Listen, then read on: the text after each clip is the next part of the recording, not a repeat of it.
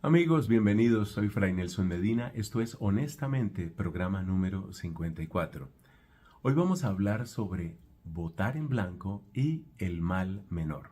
Votar en blanco y el mal menor.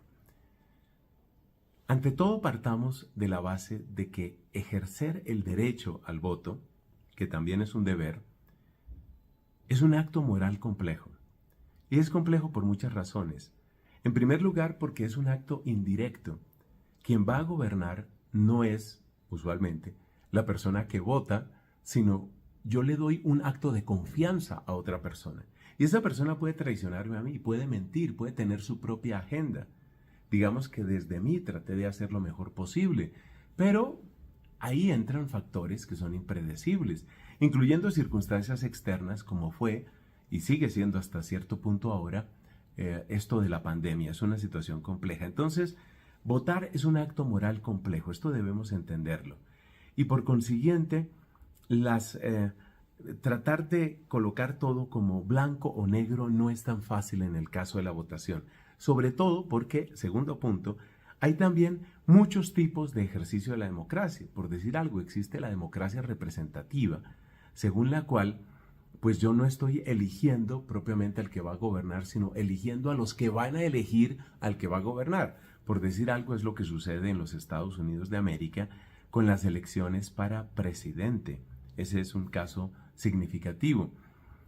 Y además de esta variante de la democracia representativa, hay muchos otros factores que tienen que ver.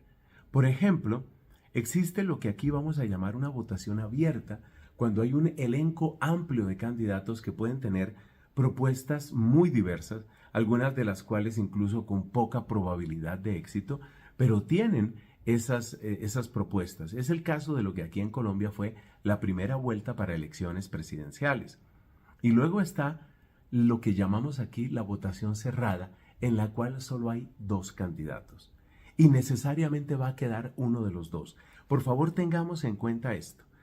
Si yo en este momento quisiera, por ejemplo, que mi país, Colombia, fuera una monarquía, o que Ecuador se volviera una monarquía, o Costa Rica se volviera una monarquía, pues seguramente puedo pasarme el resto de mi vida deseándolo, gritándolo, propagándolo, pero todos sabemos que las probabilidades son muy pocas de que eso suceda. ¿Por qué digo esto? Porque si hay un régimen civil en el que nosotros vivimos, es dentro de ese régimen en el que se inscriben nuestros actos. A mí no se me puede criticar, por ejemplo, si estoy en desacuerdo con el rey de Ecuador o con el rey de Costa Rica o con el rey de Colombia, simplemente porque no hay reyes con ejercicio del poder en ninguno de esos países. En cambio, a mí sí se me puede criticar y yo asumo una responsabilidad por lo que yo haga o deje de hacer dentro de la democracia en la que yo mismo vivo. Digamos, son circunstancias de las que no podemos escapar. Teniendo en cuenta eso, volvamos a la votación cerrada. En la votación cerrada solo hay dos candidatos y esto significa que alguno de los dos va a quedar forzosamente. Como me decía alguien, si hay un total de 1000 votos y 997 van en blanco, 2 votos por un candidato y un solo voto por otro candidato, queda el que ganó 2 votos, que es 1 sobre 500. Es un 500avo del total de la población, pero ese es el que va a quedar. Es decir, esto tenemos que tenerlo muy claro, que hay un régimen civil del que no podemos escapar y que necesariamente va a dejar un presidente, no importa el número de abstenciones, no importa el número de votos en blanco. Si salieron a votar únicamente 50 personas y de esas 50, 48 votaron en blanco y 2 votaron por un candidato, esa persona quedó con esos 2 votos. Creo que ya se entiende la idea. Entonces, aquí nos vamos a referir a ese caso, es decir, al caso de la votación cerrada. Por otro lado, dentro de una votación cerrada hay 3 escenarios posibles. Por favor, muy atentos a esto. 3 escenarios posibles. Hay un escenario en el cual yo, según conciencia, digo, hay un candidato bueno y otro candidato malo. Eso no ofrece grandes dificultades desde el punto de vista ético.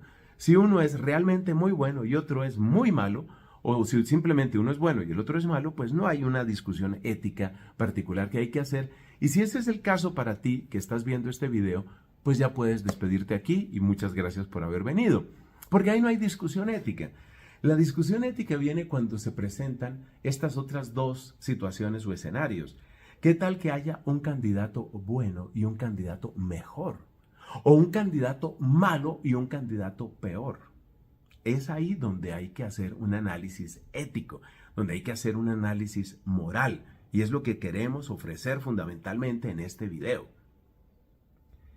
De hecho, nos vamos a concentrar en el caso que quizás resulta asfixiante, que quizás resulta un dilema muy complejo para muchas personas, cuando sienten que hay votación cerrada, que son solo dos candidatos, que necesariamente va a quedar uno de los dos, y se dan cuenta que ninguno de los dos les convence. Es decir, en su fuero interno, esas personas sienten que lo que hay es un candidato malo y un candidato peor. Ahora bien, si una persona sintiera, que yo creo que este caso no se da, que dos candidatos son exactamente igual de buenos o exactamente igual de malos, pues yo creo que esa persona podría tirar una moneda al aire y decir lo que caiga de su voto. Pero seamos realistas, eso no sucede. Realmente uno siempre siente que si hay dos buenos, uno es mejor que el otro por alguna razón. Y si hay dos malos, uno es peor que otro por alguna razón. Entonces, en ese escenario, que es el escenario éticamente más complejo, el escenario moralmente más enredado, ese es el que queremos abordar aquí. Tenemos solamente esas dos posibilidades. Sabemos que va a quedar uno de los dos. Sabemos que hay que tratar de decidir lo que es mejor en esas circunstancias. Entonces, para continuar, yo voy a plantear aquí dos ejemplos. Y quiero destacar esto, amigos. Dos ejemplos completamente absurdos, ¿sí? Completamente absurdos. No me voy a referir en estos ejemplos ridículos, no me voy a referir a nada que ningún candidato haya dicho, porque ya vas a ver lo absurdo que voy a plantear aquí. Pero solo para que entendamos y solo para que analicemos lo que está en juego desde el punto de vista moral. Supongamos que hay dos candidatos y ya dijimos que vamos a estudiar el tema del candidato malo versus el candidato peor. Que eso es probablemente lo que algunas personas sienten en su corazón. Candidato malo, candidato peor. En ese caso, ¿qué se hace?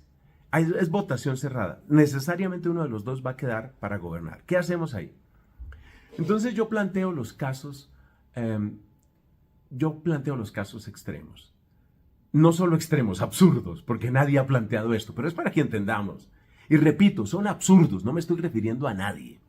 Imagínate que un candidato dice, voy a cerrar todos los colegios los voy a cerrar. Estoy hablando en el terreno de lo absurdo, pero me vas a entender. Voy a cerrar todos los colegios.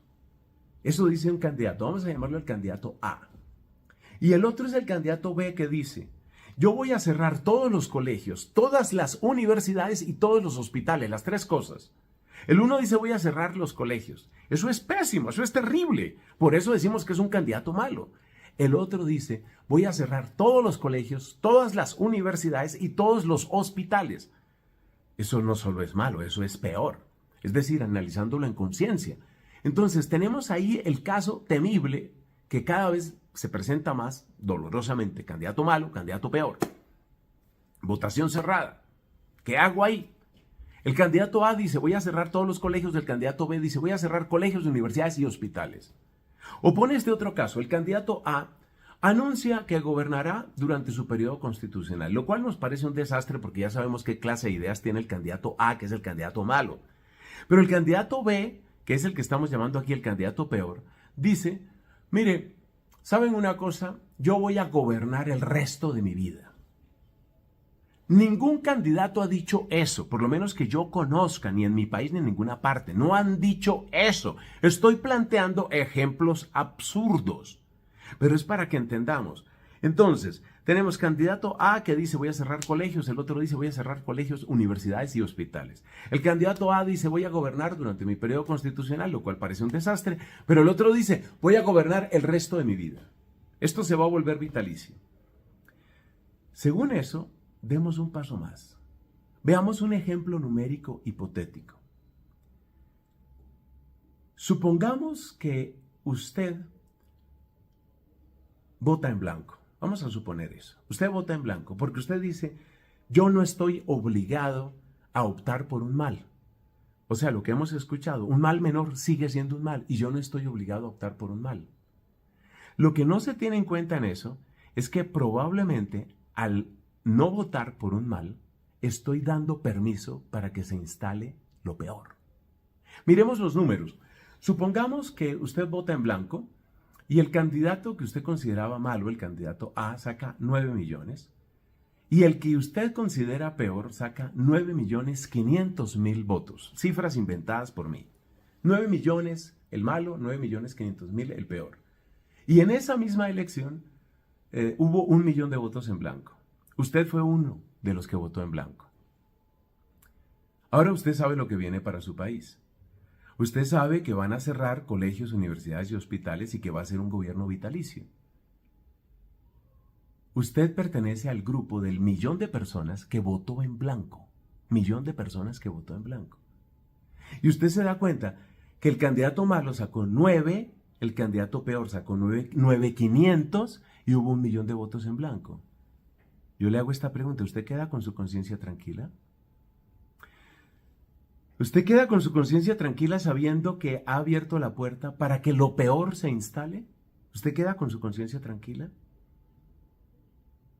Ah, pero es que yo no tengo que elegir un mal, porque elegir un mal siempre será malo. A ver, si no elegir un mal significa que quede elegido lo peor, ¿cuál es tu responsabilidad? Porque necesariamente quedará uno de los dos. Quizás no te satisface ninguno, ni el A ni el B.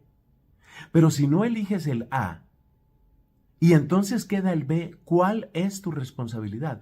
Por eso dije al principio que votar es un acto complejo, porque uno vota no solo para apoyar, uno vota también para rechazar. Esa es la clave. Esa es la clave moral de todo esto.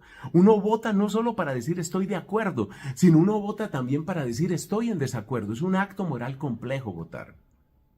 Hay quienes dicen que el voto en blanco es una manera de protestar, pero hay que distinguir entre protestas útiles y protestas inútiles.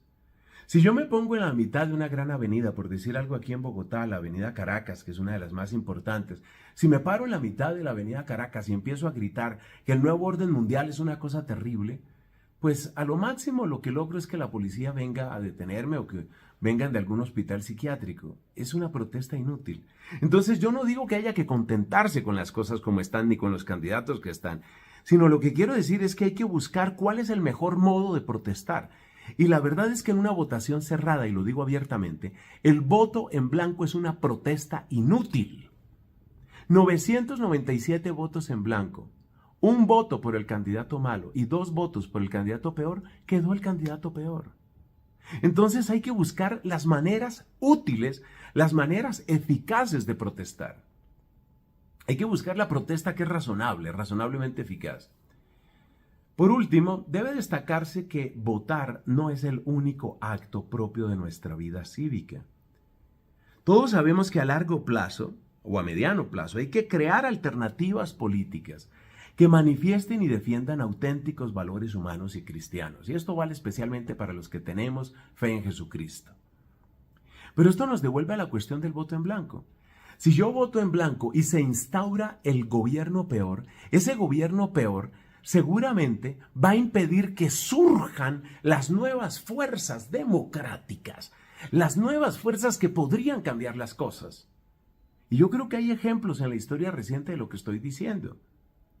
Entonces, sí, yo digo, hay que trabajar por nuevos partidos políticos, hay que trabajar por nuevas opciones. Estoy de acuerdo contigo.